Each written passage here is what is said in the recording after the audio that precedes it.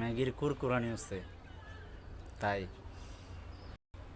মুরাদের সাথে কানেকশন দূর হওয়ার পরে নায়িকা মাহিয়া মাই একটু পাগল হয়ে গেছে। আওয়ামী লীগ পতন হওয়ার পর থেকেই নায়িকা মাহিয়া কেমন জানি একটু হয়ে গেছে। বারবার বলতেছে শেখ হাসিনা ফিরে আসুক, মানে টাকলা মুরাদকে তার লাগবেই। টাকলা মুরাদের সুখের কথা এখনো বলতে পারছে না নায়িকা মাহিয়া মাহি। তোর জন্য তুই খাওয়া দাওয়ার শখ, সমস্যা নেই, পাবলিকও ম্যাগি খেতে চায়।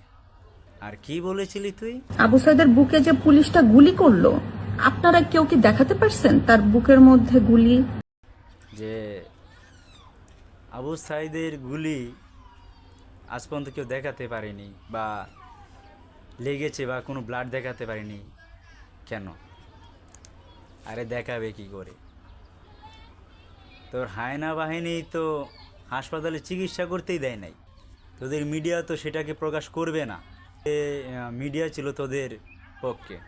ওই যে হিন্দিতে একটা কথা আছে না, চুন চুনকে মারুঙ্গা। Public তুচকো কুদ কুদকে fail দেগা। কারণ আওয়ামী লীগ আসলে ওর ম্যাগি ব্যবসাটা একটু ভালো হবে, তো সেজন্য আওয়ামী লীগের প্রতি ওর বেশি আকর্ষণ, কারণ বিজনেসটা ভালোই চালাতে পারবে।